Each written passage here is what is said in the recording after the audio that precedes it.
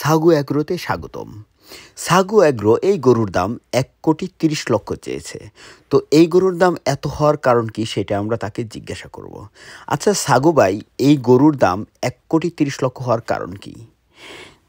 দেখেন, এই গরুর 395 বছরের একটা ইতিহাস আছে, মানে পারিবারিক একটা ঐতিহ্য, উচ্চ বংশীয় গরু। এই গরুর বাপের বাপ, দাদার দাদা, তার দাদার দাদা, তার দাদার দাদা, ঠিক এইভাবে পর্যায়ক্রমে এই গরুটা চলে এসেছে এবং এই গরুরও কিন্তু একটা বাচ্চা আছে। তার মানে ওই গরুটা কিন্তু বাপের সেই পারিবারিক যে উচ্চ বংশীয় মর্যাদাটা এটা ধরে রেখেছে, এই জন্যই এত দাম।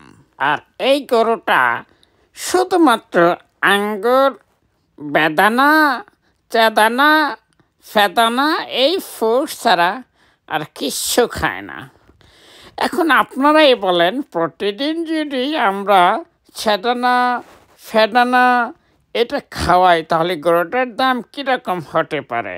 আর আপনারা তো জানেন আমরা হইলাম ভাইরাল সাগু অ্যাগ্রো ফার্ম। তো বুঝতেই পারতেছেন, আশা করি এটা নিয়ে আর কোনো প্রশ্ন করবেন না। Thank you. তার মানে এই গরুটার 4.5 মণ শুধু মাংসই পাওয়া যাবে?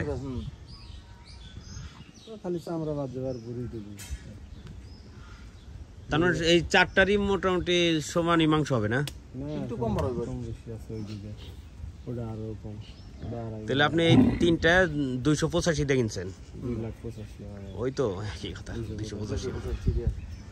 এটা 1 লাখের উপরেই তো সীমিত। ধরেন বাড়ি আমি প্রতি বছর আনি তো গরু, ওই বছর পরে গরু আনলেন না, গরু এখন আনছি দেশি গরু আনছেন, করজ গরু আনলেন না, আবার করজ গরু আনছি পরে মনে করেন একটু বড় লাগে, নানান কাহিনী শেষ নাই, এই নানান কথা কইব। সীমিত মনে করেন বাজারের আমিও তো বুঝতেছি, ছাইড়ে দিতেছি গরু আর কি, বাজারে নেওয়ার চিন্তা ভাবনা নাই। এটার তো কোনো ইটি খাবারটাও দেখা নাই না, মানে এগুলো জিটকা যে মানিকগঞ্জের দিকে।